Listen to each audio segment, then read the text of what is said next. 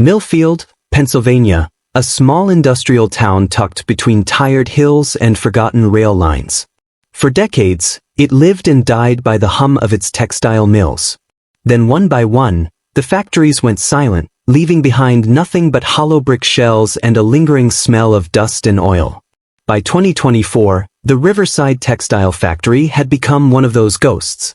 Abandoned for years, it stood like a scar at the edge of town. Broken windows, rusting machinery, and graffiti sprayed over the words, "No trespassing." Developers had finally bought it, planning to tear it down and build apartments. For the people of Millfield, it was just another building from a past they'd rather forget.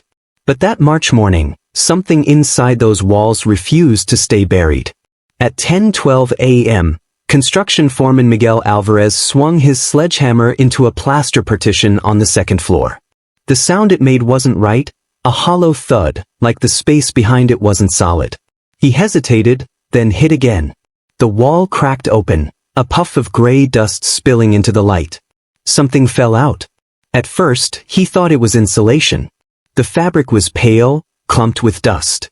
But when it unfurled across the concrete floor, Miguel saw the faint shimmer of satin beneath the grime. A dress. A pink prom dress, straight out of the 1980s. Puffy sleeves, sequins along the bodice. Once bright, now dulled to a bruised rose color, mottled with dark, stiff stains. He called over his foreman. Together, they bent down, both silent for a moment. The room was still, just the hum of the generator in the background. Then the foreman whispered, "Jesus Christ." On the inside hem of the dress, in uneven but deliberate stitches, there were words, hand-sewn with threads so dark it looked almost black. Alvarez leaned closer. It wasn't black. It was brown, the color of something that had once been red. The message read, "Emily Carter. He didn't drop me off. He brought me here." Miguel dropped the fabric instantly. The foreman reached for his phone. Within minutes, police sirens cut through the still air of the factory yard. Detectives from the Millfield Police Department arrived by noon. What they saw made even the veterans stop and stare. The dress had been stuffed deep within a sealed wall cavity, its colors faded but its message clear, the kind of thing no one could fake, no one could explain away as coincidence. Captain Laura Henderson, who led the case, later told reporters, "It felt like the past was speaking directly to us. Like someone had left a note in time, waiting for us to finally listen." The name Emily Carter hit Millfield like a lightning strike. Everyone over the age of 50 remembered that name. In May 1985, Emily had vanished after her senior prom. 17 years old, bright, kind, headed for college in the fall, and gone. For 39 years, her case file sat in a gray box in the county archives, labeled in fading marker, "Missing, Carter, Emily, 1985. There had never been a body, no witnesses, no evidence. Just rumors, the boyfriend, the argument, the drive home that might not have happened. Now, in the dust of a demolished factory, her voice had surfaced, stitched into satin and blood. That night, Millfield was alive again, but not with joy. Satellite vans lined the main street. Reporters camped outside the police station. On the evening news, they replayed the story over and over. Dress found in demolished factory may solve decades-old disappearance of local teen. Residents who'd lived through it spoke in hushed tones. "It was the talk of the town back then," said Helen Morton, who'd been Emily's English teacher in 1985. Her face was everywhere, on milk cartons, telephone poles, the 6 o'clock news. Everyone thought she'd just run away, but her mother never believed that. Emily's parents, Linda and Robert Carter, were now in their 70s. They'd never left Millfield. Reporters tried to reach them for comment, but the family home remained dark, the curtains drawn. Neighbors said Linda had kept Emily's room exactly as it was, a pink comforter, a shelf of high school trophies, and a small corkboard above the desk, still pinned with a photo of Emily and her boyfriend, Ryan Hale, smiling awkwardly at the 1985 prom. Ryan had been the last person to see her alive. He'd told police the same story for decades, that he dropped Emily off at her house around 11:45 p.m., watched her walk to her front door, and drove away. He'd even passed a polygraph back then. Without a body or any physical evidence, the case went cold within months. But now, in 2024, detectives were looking at that story differently. The message on the dress, "He didn't drop me off. He brought me here," implied that Emily hadn't gone home that night, that she'd been taken somewhere else, and that she'd known who took her. The next morning, police sealed off the Riverside textile factory. The demolition halted indefinitely. Forensic teams arrived with portable lighting, blacklights, and ground-penetrating radar. They combed through every inch of the second floor, documenting dust, fibers, and fragments. Inside the cavity where the dress had been hidden, they found old drywall nails from 1985 renovations, confirming that the space had been sealed nearly 4 decades earlier, right around the time Emily disappeared. What stunned investigators most was how well-preserved the message was. Forensic experts at the state crime lab determined that the thread used to sew it was polyester factory thread, the same type used in garment production during the 1980s. It hadn't rotted. It hadn't faded. Microscopic analysis confirmed the brown discoloration was blood. And DNA tests, using a hairbrush Emily's mother had kept since her disappearance, proved beyond any doubt. The blood was Emily Carter's. The dress wasn't just a clue. It was evidence left intentionally. Emily had sewn that message herself. As news spread, the discovery became national. True crime podcasts began covering it within days.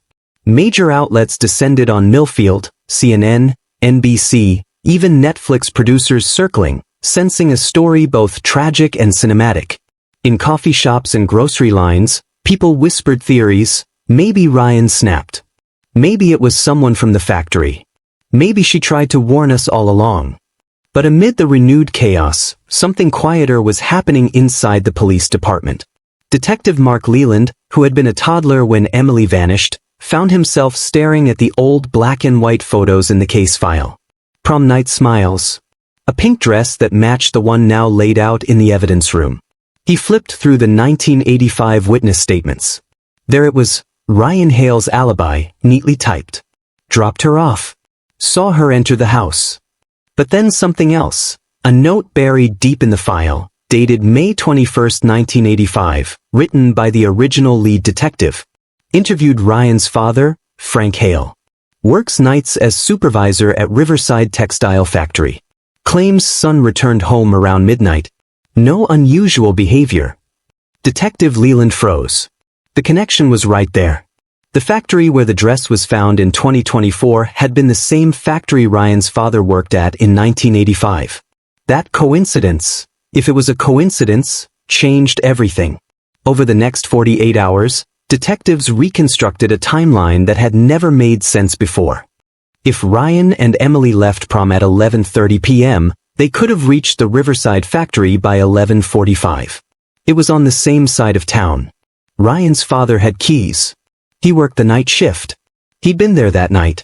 But in every report, Frank Hale was treated as a background figure, a helpful parent, a concerned employee, never a suspect. Now, with the discovery of the dress, it looked as though both father and son had been part of something far darker. Detectives tracked down Ryan Hale, now 57, living alone in a rusted trailer just outside of Millfield. He'd never married, never left town. When they knocked on his door, he reportedly stared at them for several seconds before saying quietly, "I knew this day was coming." They didn't arrest him. Not yet. But they asked him to come down to the station for an interview. He agreed. That night, under the flickering fluorescent lights of the Millfield Police Department, Ryan Hale began to talk. Every small town has one story that refuses to fade, a tragedy told in whispers, half remembered by those who lived it, and completely unknown to those who didn't. For Millfield, that story was Emily Carter. In 1985, Millfield was a postcard of small-town America. Tree-lined streets, football on Friday nights, and a single high school whose yearbook looked like a catalog of bright futures. People didn't lock their doors. Teenagers hung out at the Dairy Queen on Main Street. And on the night of May 18th, the entire senior class gathered for one last dance before life began. It was prom night. Emily Carter had spent weeks preparing. Her mother, Linda, still remembered every detail: the soft pink satin, The pearls, the way Emily insisted on paying for her dress with the money she earned shelving books at the library. She wanted it to be hers, you know? She said, "Mom, I don't want you to buy it. I want to earn it." That was Emily. She was so determined. Photographs from that night would later become evidence. Emily standing in front of the Carter home, smiling, cheeks flushed. Her father, Robert, fumbling with the camera. Her boyfriend, Ryan Hale, waiting in a powder blue tuxedo beside a Camaro polished for the occasion. Linda would later say, "She looked so happy. If I'd known it was the last time." She never finished that sentence. At 7:15 p.m., they left for the Millfield High Gymnasium. The prom theme that year was Midnight Magic. Crepe paper stars hung from the ceiling, the band played Whitney Houston covers, and disposable cameras flashed in every corner. By all accounts, Emily and Ryan danced together early in the night. They seemed normal, even affectionate. But as the hours passed, something shifted. Around 9:30, Emily's best friend, Angela Liu, saw the two arguing near the punch table. She'd tell police later. She looked upset. I asked if everything was okay, and she said, "Yeah, it's fine, just a disagreement." But she didn't look fine. She looked scared, or maybe hurt. At 10:45, another student, Tommy Boyd, noticed them again. Ryan's jaw was tight. Emily was crying. She walked away. He followed. Nobody remembers seeing them on the dance floor after that. By 11:30 p.m., witnesses saw the couple leave together. Emily still in the pink dress, Ryan leading her out the side doors toward the parking lot. They got into his Camaro and drove off. That was the last confirmed sighting of Emily Carter alive. When police questioned Ryan the next morning, his story sounded simple, almost rehearsed. He said they'd argued about college. Emily wanted to go to Ohio State. He wanted her to stay in Millfield, maybe attend community college. She told him she needed space, maybe a break. Ryan claimed he was upset but drove her home anyway. Dropped her off around 11:45 p.m., watched her walk to her front door. She waved. He drove away. That's what he told them. That's what he told everyone. The detail seemed believable. It fit the timeline, the geography. Emily's house was less than 10 minutes from the school. And when police checked the Carters' front door the next morning, it was unlocked. There were no signs of forced entry. No struggle. Nothing.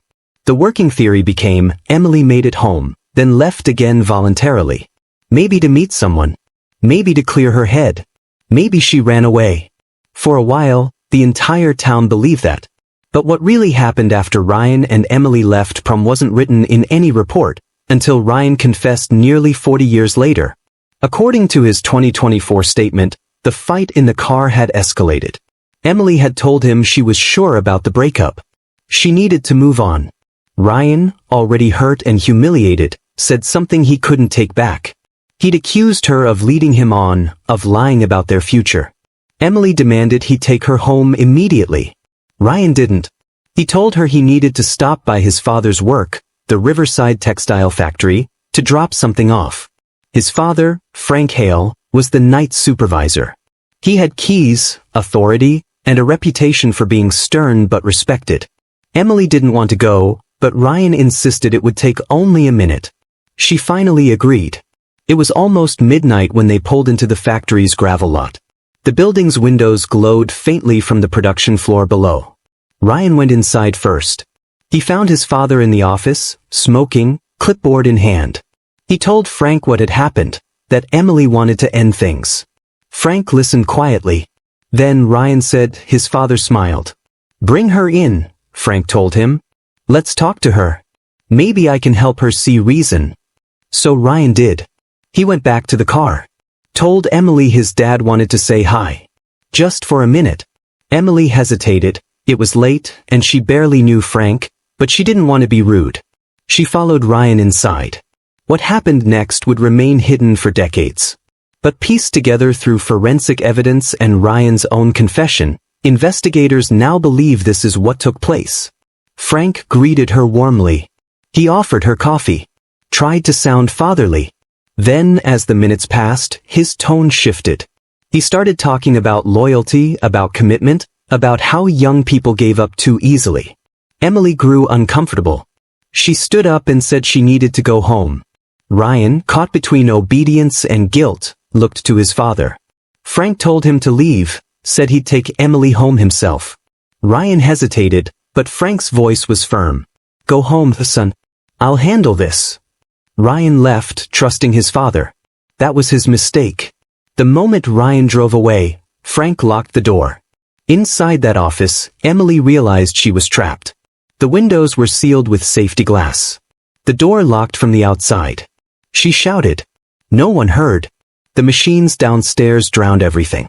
For hours, she searched for a way out. There was a desk, a bathroom, shelves of fabric samples, and sewing kits. The phone line was dead, later found to have been cut. At some point, sometime between 2 o'clock and 3 a.m., Emily must have understood what was happening, that she might not survive the night. And that's when she made the choice that would change everything. She found a needle. A spool of factory-grade polyester thread. White, strong, the kind used in mass production. She pricked her finger. Let her blood soak the thread until it turned dark. Then she began to sew. Letter by letter, inside the hem of her own dress. Emily Carter. He didn't drop me off. He brought me here. Each stitch deliberate, steady, the work of someone who'd taken home economics, who knew how to make a message last. It would take hours. Maybe 2. Maybe more. We know she finished it, because 40 years later, those words would still be there. By dawn, Frank returned. It was 5 a.m. The factory floor was quieting down, the night shift ending soon. He unlocked the office door. Emily confronted him. She demanded to be let go, threatened to call the police. According to Ryan's later statement, Frank's temper was something to fear. When he was challenged, he didn't shout, he simply acted. No one knows exactly what happened in those last minutes. But forensic blood analysis found patterns of struggle, small stains consistent with defensive wounds, handprints along the dress's bodice. The struggle lasted no more than 5 minutes. Then Emily Carter was dead. Frank worked fast. He wrapped her body in industrial plastic sheeting, the kind used for fabric shipments. He cleaned the floor, mopped what he could, and took the dress, the one thing too distinctive to dispose of with her. He hid her body somewhere outside Millfield. To this day, it's never been found. The dress he couldn't destroy. There were traces of blood, but it was also evidence of where she'd been. He needed it gone, but safe. At the time, the factory was undergoing minor renovations. Interior walls were being refitted with new drywall. Frank knew the space. He worked the night shift alone. So he took the dress to the second floor, rolled it tight, stuffed it deep between the studs of an unfinished wall, and sealed it himself with plaster and paint. The next morning, the crew unknowingly closed the rest of the section. The dress, and the truth, vanished into the walls. When police questioned Frank later that week, he lied without hesitation. Said his son had come home just after midnight. Seemed fine. Nothing unusual. He smiled during the interview. Offered them coffee. And why would they doubt him? He was a respected man. A family man. His son's girlfriend had simply run away. By June, the case was cold. Posters faded on telephone poles. The Carters stopped appearing on television. The world moved on. But in the Hale household, something had changed. Ryan barely spoke.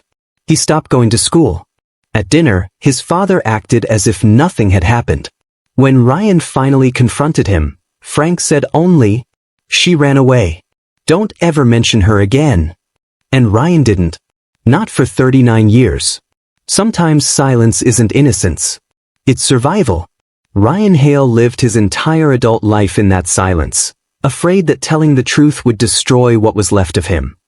He grew into a man defined by regret. He never married. He drank. He worked odd jobs, barely keeping afloat. And yet he never left Millfield, as if trapped by the same invisible walls that had once held Emily. When detectives showed up at his trailer in 2024, he didn't ask why. He just nodded, eyes wet, and said quietly, "It's about the dress, isn't it?" They told him it was. He took a deep breath, looked down at his hands, and said, "Then I guess it's time you heard everything." For 39 years, Millfield believed Emily Carter had simply vanished. But the truth had always been waiting, sealed inside the walls of a factory and inside the conscience of one man. When Ryan Hale walked into the Millfield Police Department on March 16, 2024, he looked like a man who'd already served a life sentence, just not one behind bars. His hands trembled as he signed the intake form. Detectives noted the smell of whiskey and tobacco. He didn't ask for a lawyer. He didn't even ask to sit down before saying, "I know why you're here." Detective Mark Leland began recording at 9:03 p.m. Ryan spoke for almost 6 hours. What came out was less a confession than a lifetime of guilt spilling open. Ryan described the prom night argument, the drive to Riverside, his father's manipulation, and the moment he left Emily in that office believing she was safe. "He told me to go home. He said he'd drive her back. I thought maybe he could fix it. My dad was good with people. But when I got home, he wasn't there. Not for hours." Detectives listened in silence as Ryan's voice broke. He said that the next morning, Frank told him Emily had run away. That she'd gotten angry, said she couldn't handle the small town life, and left town overnight. He said if I told the cops about the factory, they'd blame me. He said I brought her there, that I'd go to prison. I was 17. I believed him. I believed everything. From that day forward, Ryan lived with the secret. He watched Emily's parents on TV pleading for answers, knowing he could give them one sentence that would change everything. But fear is a strange kind of prison, invisible, but absolute. After the confession, investigators combed through every detail. Forensic technicians returned to the factory with new purpose. Beneath layers of adhesive tile laid in 1986, they found faint traces of human blood embedded in the subfloor.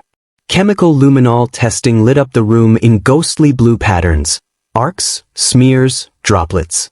Each one told a story of struggle, of panic, of finality. DNA analysis confirmed what everyone already suspected. The blood was Emily Carter's. Forensic anthropologist Dr. Helen Ruiz summarized it on camera for the documentary crew.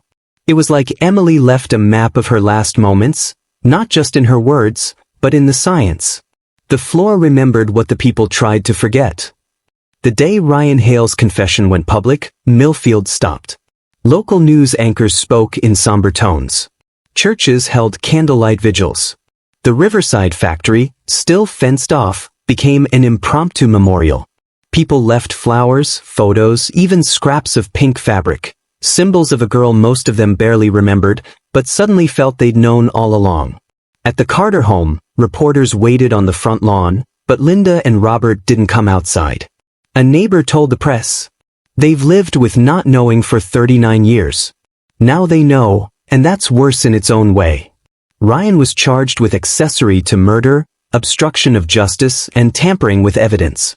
Prosecutors argued he'd enabled his father by bringing Emily to the factory, then kept silent for nearly 4 decades. His defense attorney painted a different picture, a terrified teenager manipulated by a domineering father, trapped in a lie he couldn't escape. Court transcripts later revealed Ryan's first words to the judge. "I'm not asking for forgiveness. I'm asking for the truth to finally be louder than my father's voice." During the trial, the blood-stained prom dress was displayed in a sealed glass case. The courtroom fell silent as forensic experts described how the stitches were made, each letter a steady hand guided by fear and resolve. The jury leaned forward when the prosecutor read the words aloud. "Emily Carter. He didn't drop me off. He brought me here." There was no dramatic outburst, no tearful denial.